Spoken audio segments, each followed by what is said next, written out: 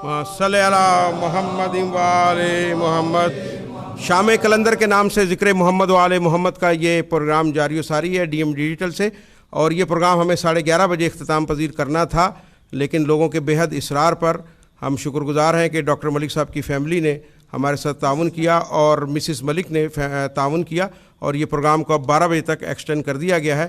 اور میرے پاس یہ بہت سی رباعیات ہیں، لیکن میں ایک بھی رباعی اس لیے نہیں پڑھوں گا کہ میں چاہتا ہوں کہ ہمارے مہمانوں کو زیادہ سے زیادہ ٹائم ملے، اور آپ سے بھی میں التماس کروں گا کہ دوران تقریر کوئی ایسا شعر یا کچھ ایسا نہ پڑھیے اور لمبے لمبے نعرے بھی نہ لگائیے، تاکہ ہم چاہیں گے کہ خطیب اسلام کی جو تقریر ہے اس سے زیادہ ہم استفادہ حاصل کر سکیں۔ بغیر کسی تاخیر کے میں التماس کروں گا خطیب اسلام مجاہد ازا و ولا علامہ ناصر عباس آف ملتان سے کہ تشریف لائیں اور اپنے مخصوص انداز سے ذکر محمد و آل محمد سے ہمیں مستفید فرمائیں بآواز بلند صلوات۔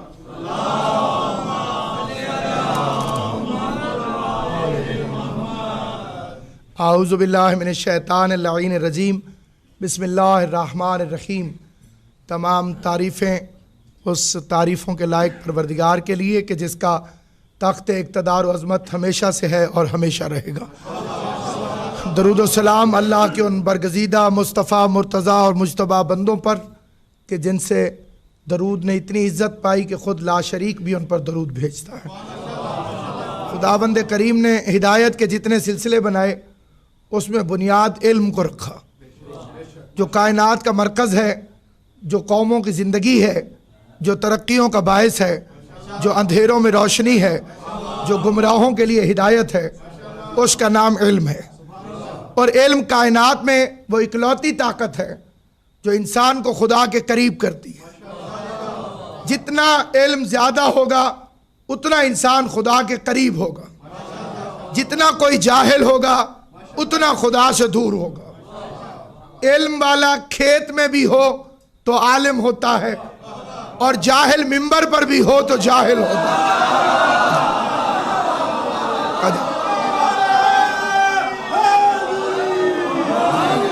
حضرت امیر المومنین علیہ السلام کا ارشاد گرامی ہے کہ علم تو ایک نکتہ تھا جسے جاہلوں نے اپنی سہولت کے لیے پھیلا دیا۔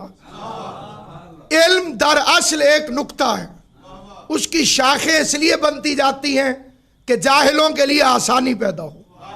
اب جب یہ تقسیم ہوگا تو پہلے اس کی تقسیم کی ایک شرح یہ بھی ہے کہ یہ عقل میں اور عشق میں تقسیم ہو جاتا ہے۔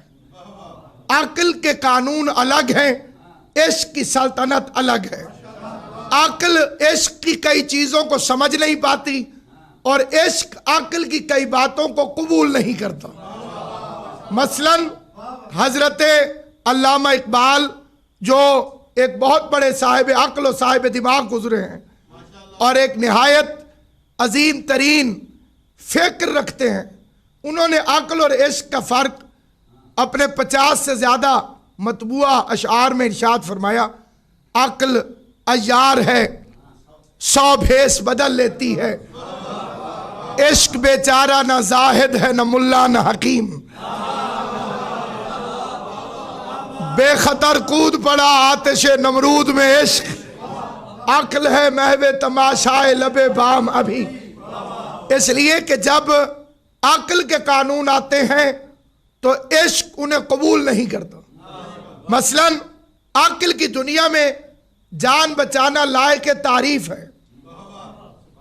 اگر کوئی کسی مقام پر خطرے میں اپنی جان بچانے میں کامیاب ہو جائے اور وہاں سے نکل جائے تو عقل دوست لوگ اس کی تعریف کرتے ہیں، لیکن عشق میں جان بچانا حرام ہے۔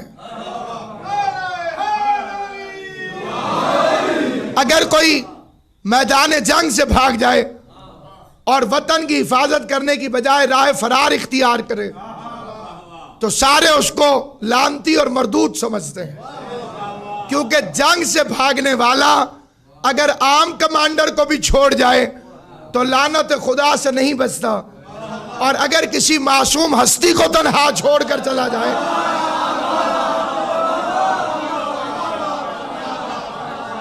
عقل کی دنیا میں سب سے قیمتی ترین چیز حکومت ہے۔ اس کے لیے بیٹوں نے باپ کو قتل کیا، اس کے لیے بھائیوں نے بھائیوں کو مارا، اور دنیا کی ہر طاقت کو لڑا دیا جاتا ہے حکومت کی خاطر۔ اور عشق کی دنیا میں کائنات کی سب سے سستی ترین چیز حکومت ہے، اور انگلستان میں یہ بات کرنا مشکل نہیں ہے کہ ایک مسکراہٹ پہ تخت برطانیہ کس طرح سے منتقل ہو جاتا ہے۔ اسی لیے اگر شریعت کے دائرے میں جا کر دیکھیں تو عقل یہ کہتی ہے کہ سجدے کی حالت میں سبحان ربی الاعلیٰ و بحمدہ اتنی تعداد میں پڑھا جائے جتنا شریعت اجازت دیتی ہے، لیکن جب پیغمبر کی پوسٹ پر حسین بیٹھ گئے اور پیغمبر بھی عام پیغمبر نہیں، وہ پیغمبر صلی اللہ علیہ وآلہ وسلم کہ جو اللہ کی عبادت میں طول دے دے اور پاؤں پہ ورم آ جائیں تو ورمائے ہوئے پاؤں دیکھ کر شرمائے ہوئے لہجے میں آیت آ جاتی ہے، قم اللیل الا قلیلا، اپنی عبادت کو قلیل کر دے، نصفہ آدھا کر دے، گھٹا دے گھٹا دے گھٹا دے۔ لیکن اسی پیغمبر کی پوسٹ پر جب حسین بیٹھ جائے تو اب وہی خدا کہتا ہے عبادت کو بڑھا دے بڑھا دے۔ اور جب سلسلہ کلام آگے چلے گا تو شریعت جس وقت دین کی تکمیل کے بعد، پیغمبر کے جانے کے بعد، امام زمان کے غائب ہونے کے زمانے میں جب حجت خدا غائب ہوں، اب آگے چلے گی۔ تو اب سلسلہ دو طریقوں سے آگے چلا، ایک چلا ملائیت کے ذریعے سے، اور اس نے صرف اپنے لوگوں کو قریب بٹھایا اور باقی ساروں کو کافر سمجھا۔ علامہ اقبال ہی فرماتے ہیں واعظوں پہ یہ تکبر کے الہی توبہ، اپنی ہر بات کو آواز خدا کہتے ہیں۔ فرقہ بندی کی صدا تیرے گلستان میں چلی، فرقہ بندی کی صدا تیرے گلستان میں چلی، یہ وہ نادا ہے اسے باد صبا کہتے ہیں، اور غیر بھی ہو تو اسے چاہیے اچھا کہنا، یہ وہ کم بخت ہے اپنوں کو برا کہتے ہیں۔ اب جو وہ تعویل کے بندے لگے تو ملائیت نے یہ سمجھا کہ میں اپنے قریب صرف اپنوں کو بٹھاؤں، اپنے علاوہ سب کو کافر سمجھوں، اور خود ہی کو سمجھوں کہ میں ہی سب کچھ ہوں۔ اور دوسری طرف فقیر چلا تبلیغ کرنے کے لیے، اس کے پاس فرقے نہ بیٹھے، اس کے پاس ہندو بھی بیٹھا، اس کے پاس سکھ بھی بیٹھا، اس کے پاس مسلمان بھی بیٹھا، وہاں محبت کا چارہ دیا گیا۔ پھر ایک شریعت کے سلسلے چلے،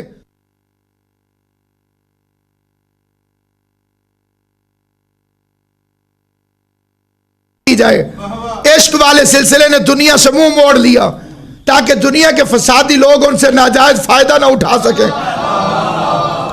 یعنی عشق والے لوگ وہ کھوٹے سکے تھے جنہوں نے اپنے آپ کو دھواں دے کے سیاہ کر لیا تاکہ نااہل لوگ انہیں چلا نہ سکیں۔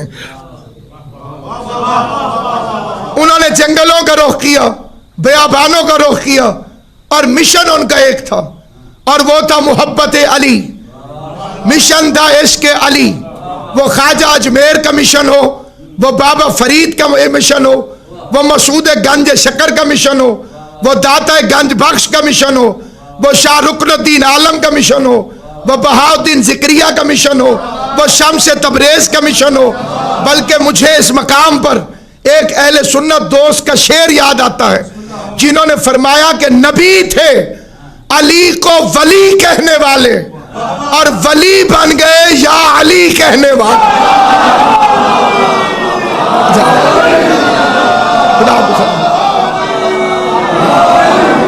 میں اس میڈیا کے ذریعے سے عالم اسلام سے مخاطب ہوں کہ بتائیے کسی فقیر نے کسی مقام پر فرقہ واریت پھیلائی، بتائیے کسی نے علی کے علاوہ کوئی پیغام دیا ہو، بتائیے کسی کا پیغام امیر المومنین کی محبت کے علاوہ کوئی ہو۔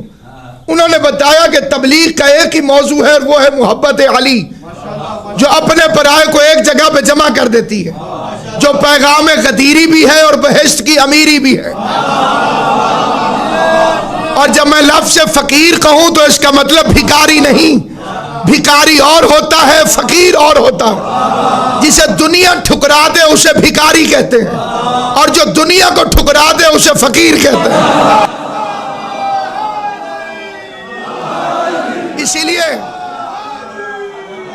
اسی لیے میرے مولا کا ایک لقب ہے امام الفقراء۔ علی وہ ہیں جو فقیروں کے امام ہیں، علی وہ ہیں کہ جو شاہ ولایت ہیں، علی وہ ہیں کہ جن کی مہر کے بغیر کائنات میں کسی کو ولایت نصیب نہیں ہوتی۔ اس لیے میں نے ایک کتاب میں پڑھا جس کا نام ہے حکایات اولیاء، جو لاہور سے شائع ہوئی۔ اس میں انہوں نے کہا کہ بے شک اہل تشیع کے علاوہ خلافت وہ حضرت ابو بکر سے شروع ہوتی، لیکن ولایت حضرت علی سے شروع ہوتی۔ اور ڈاکٹر طاہر القادری نے بھی یہ فکرے اپنی کتاب میں وضاحت کے ساتھ لکھے کہ جو حضرت ابو بکر کو خلیفہ نہیں مانتا رسول کے بعد، قاضی صاحب نے فرمایا کہ وہ تاریخ کا منکر ہے، اور جو مولا علی کو نہیں مانتا وہ رسول کا منکر ہے۔ آج اگر دنیا محبت پر اکٹھا ہونا چاہے تو یہ فکرے حکایات اولیاء کے، اس لیے کہ شیعہ اور سنی اسلام کے ایک جسم کے دو بازوؤں کا نام ہے، اسلام کے ایک چہرے کی دو آنکھوں کا نام ہے۔ آج ہمارا دشمن جو اندر بھی ہے اور باہر بھی، اس کی کوشش ہے کہ کہیں کسی طرح سے یہ لڑ پڑے، لیکن جہاں جہاں عقل موجود ہے وہاں لڑائی نہیں ہو سکتی، کیونکہ الف بے میں بھی سین اور شین کٹھے ہیں۔ نہ ہم میں کوئی اختلاف تھا نہ کوئی اختلاف ہے۔ اختلاف انہوں نے کیا جنہوں نے مولوی سے کلمہ پڑھا، جنہیں فقیر نے کلمہ پڑھایا ان میں کبھی جھگڑا نہیں ہو سکتا۔ اس لیے بادشاہ وقت نے سوال کیا تھا کہ اگر خدا اس جوڑ میں موڑ نہ رکھتا تو ہم کھانا کیسے کھاتے ہیں؟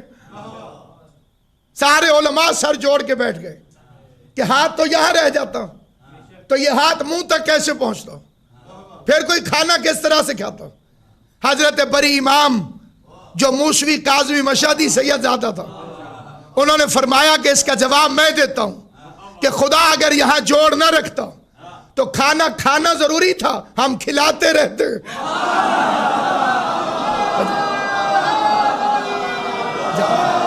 اگر کھایا نہیں جا سکتا تو کھلایا تو جا سکتا، ضروری نہیں کہ انسان کھاتا رہے۔ اسی لیے علی فرماتے ہیں کہ شریف کھلا کے خوش ہوتا ہے اور کمینہ کھا کے خوش ہوتا ہے۔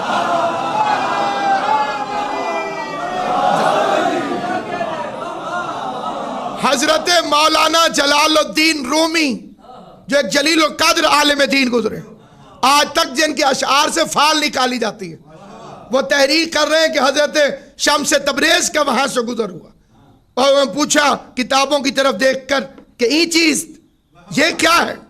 جلال الدین رومی نے ملنگ کو دیکھا اور دیکھ کے کہنے لگا کہ اس کو کیا پتا کہ یہ کیا ہوتا ہے؟ اس نے کہا کہ یہ علم کہ تو نہ دارد، یہ وہ علم ہے جسے تو نہیں جانتا۔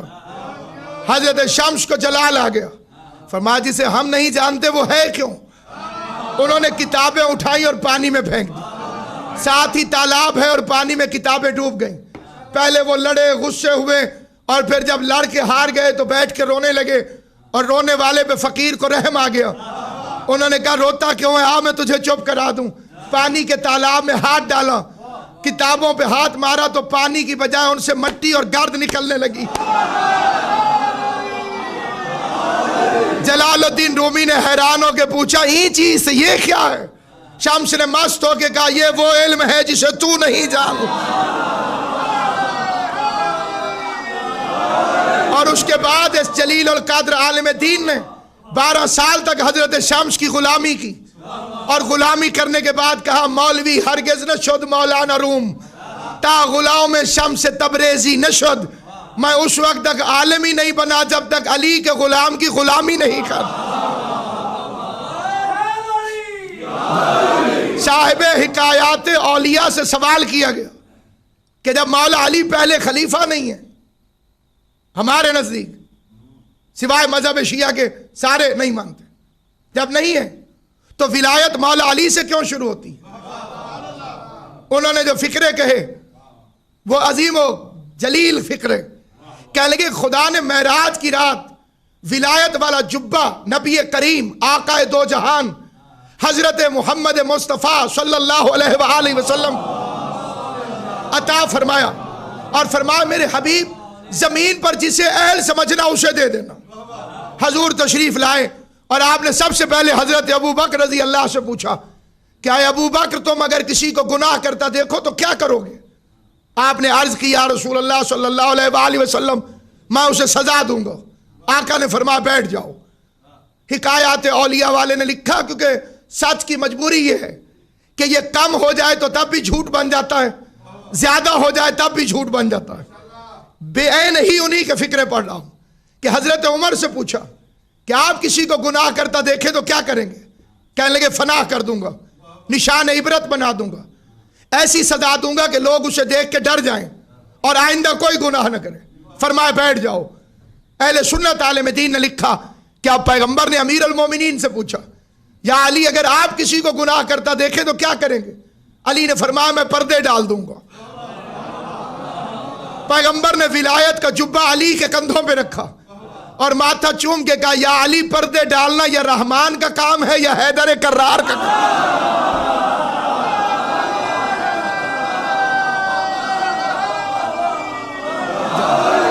اس لیے کائنات میں کوئی نہیں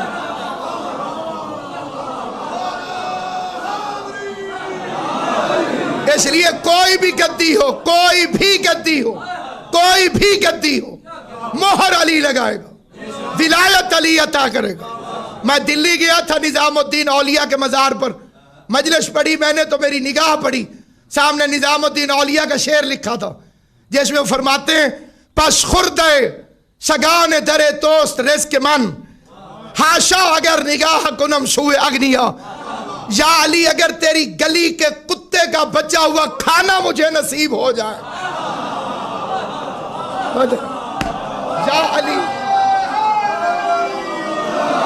یا علی اگر تیری گلی کے کتے کا بچا ہوا کھانا مجھے نصیب ہو جائے. اور یہ تھوڑے لوگ اشارہ سمجھیں کہ علی کی گلی کا کتا کون ہے. کس نے اپنے آپ کو کہا کہ میں شیر خدا کی گلی کا کتا ہوں؟ یہ وہی تھا کہ جس کا نام ہے حسین اور اس کا باپ ابراہیم مجاب, جس کی قبر روضہ حسین کے اندر ہے. مجاب اس لیے کہ جب جب حسین کی زری پر سلام کرتے تھے جواب آتا تھا, اور اسی زری سے آواز آیا تھا کہ بیٹے کو سندھ بھیج. آج دنیا کہتی ہے کہ سندھ کو محمد ابن قاسم نے فتح کیا. میں یہ فکرہ کہتا ہوں کہ جاؤ سندھ میں گلیاں پھرو, سندھ کی سڑکیں پھرو. اگر ہر چوک پر تلوار لٹک رہی ہے تو سندھ کو محمد ابن قاسم نے فتح کیا, اور اگر ہر چوراہے پہ غازی کا علم ہے تو سندھ کو کلندر نے فتح کیا.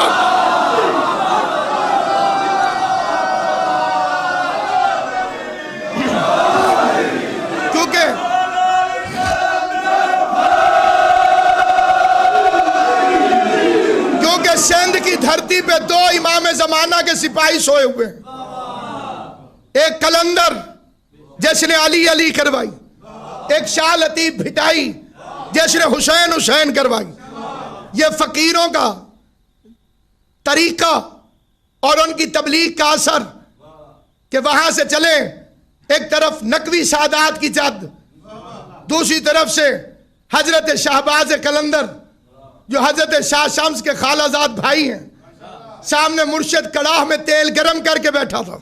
کون ہے جو علی کی محبت میں اس میں اترے؟ بخاری سادات کے جد نے قدم آگے رکھا, سرکار کلندر نے جد سادات نقوی کے تلوے پہ پاؤں پر ہاتھ رکھا, ان کا پاؤں آنے لگا, ان کا نیچے ہاتھ آ گیا. سرکار کی آوازیں مجھے روک رہے ہو؟ فرمایا تمہاری پوسٹ میں 5.25 لاکھ فقیر ہیں, اگر آپ چلے گئے تو بخاری سادات میں جو فقیر آنے ہیں وہ کیسے آئیں گے؟ آپ رکے میں جاتا ہوں. کلندر کڑھا کے اندر گیا, 11 سال تک علی علی کا ورد کیا. 11 سال کے بعد مرشد کی آواز آئی آ جاؤ اب لال ہو گیا ہے.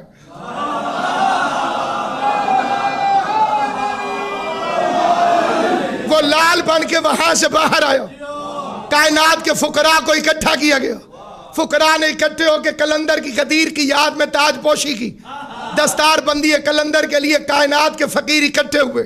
दस्तार बंदी हो चुकी तो फकीरों ने पूछा कलंदर क्या मकाम मिला? मुस्कुरा के फरमान लगे जमीन छोटी है, रुतबा बड़ा है। इतना बड़ा रुतबा जमीन पे खड़े होकर बताया जा सकता नहीं। फिर अली का लाल शाहबाज बन के हवा में परवाज करने लगा।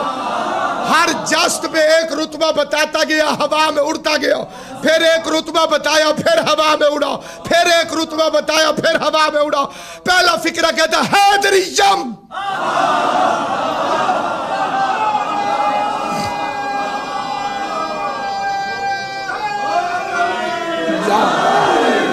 ये शेर नहीं कलंदर की डिग्री है, ये शेर नहीं कलंदर का रुतबा है, ये शेर नहीं कलंदर का मकाम है। हवा में पहली जस्त लगा के कहता हैदरी जम, मैं हैदरी हूं, कलंदरम, कलंदर हूं, मस्तम, मस्त हूं, पेशवाए तमाम रिंदानम।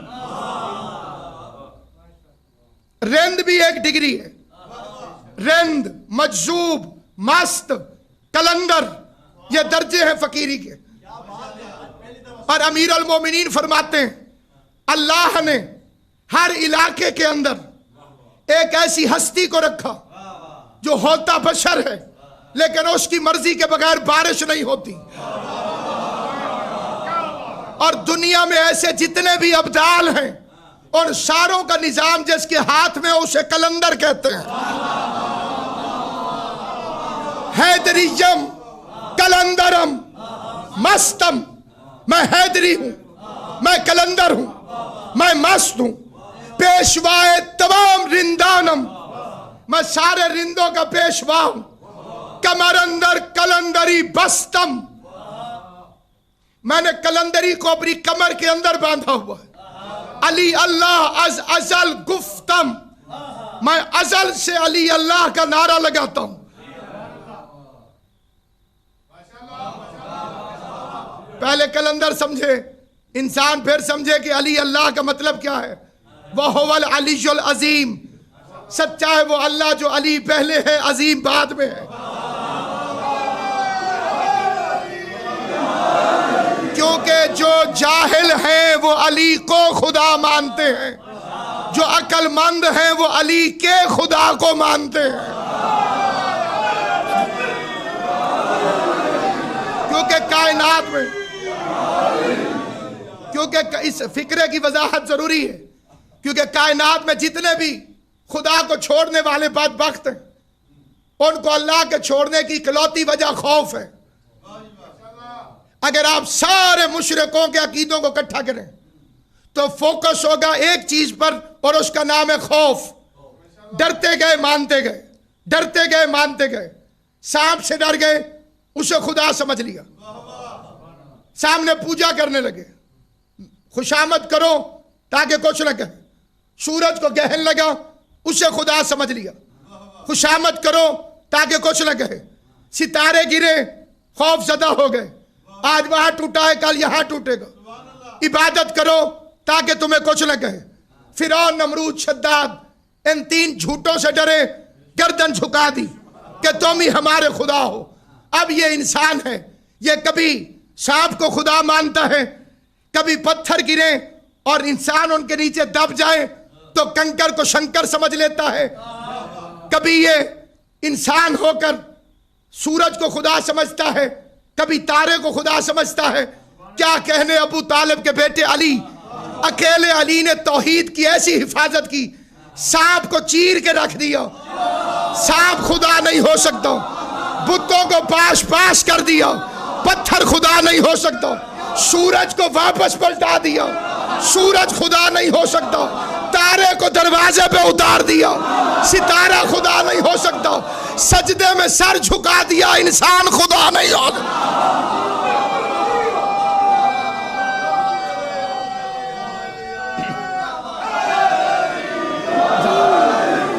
आपको सलाम।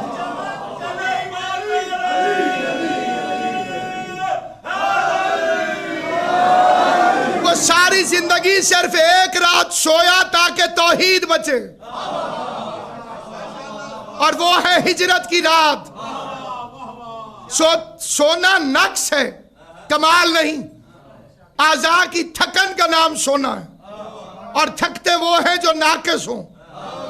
جو یطہرکم تطہیرا ہو وہ سوئیں کیسے؟ نیند ایک کیفیت ہے، خدا کیفیتوں کا خالق ہے، اور علی مخلوقات کا امام ہے. نیند علی کے تابع ہے، علی نیند کے تابع نہیں. وہ ایک رات سویا تاکہ نشیریوں کی دلیلوں میں اضافہ نہ ہو، کیونکہ خدا نے اپنے لیے کہا لا تأخذہ سنۃ ولا نوم، مجھے نیند نہیں آتی. اور اب اگر یہ بھی جاگتا رہتا تو خطرہ تھا، اس لیے وہ تلواروں کے سائے میں سو گیا. لیکن سویا بستر مصطفیٰ پر، سویا پیغمبر کے بستر پر. اس نے پوری زندگی توحید کو بچایا. شہید ہوا تو مسجد میں، تاکہ دنیا کو پتہ چلے کہ مجھے مسجد سے اتنی محبت ہے کہ جس دن میرا قاتل مسجد میں موجود تھا میں ہونے کو ہونے سے پہلے جانتا تھا، لیکن جا کے بتا رہا ہوں کہ علی قتل ہو سکتا ہے، مسجد کو نہیں چھوڑ سکتا. جسے عبادت الہی سے اتنا عشق ہو، جو خدا کی بندگی کا معیار ہو، جو عبادت الہی کی منزلت کو سمجھنے والا ہو، جو مبلغ ہو لا الہ الا اللہ کو، جس کی پوری زندگی کا ہر عمل محافظت توحید کے لیے ہو. اس کے لیے کلندر نے کہا کہ علی اللہ از ازل گفتم، مجھے لفظ علی سے اتنا پیار ہے کہ میں خدا کو علی کہہ کے پکارتا ہوں، کیونکہ کوئی رحمان کہہ کے پکارتا ہے، کوئی قدوس کہہ کے پکارتا ہے، کوئی جبار کہہ کے پکارتا ہے. اسی لیے اللہ نے اپنا نام علی رکھا کہ میرا ایک نام یا علیو بھی ہے. اب دیکھتے رہنا کہ اس کی دشمنی میں کون کون اس علی کو چھوڑتا ہے. اس نے ہم نام بنا دیا.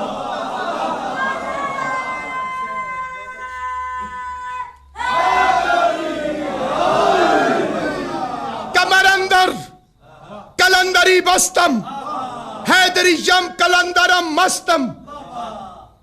صاحبان علم سے سنا ہے کہ ان اشعار کی تعداد 500 سے زیادہ ہے. ہر شعر کے اندر 3 مرتبے ہیں. ہر مرتبے پہ کلندر بلندی پہ جاتا ہے. اپنی فضیلتیں پڑھتے پڑھتے پڑھتے پڑھتے پڑھتے کلندر عرش سے جا کے ٹکرایا. عرش کی بلندی سے کلندر نے فرش پہ دیکھا. فرش پہ کلندر کو نجف میں علی کا روضہ نظر آیا. علی کے روضے کو دیکھ کے کلندر نے پروں کو سمیٹا، پرواز کو روکا، کانپتے ہوئے فرش پہ گرا. علی کی چوکھٹ پہ گر کے کہتے کہ سگے کوہ شیر یا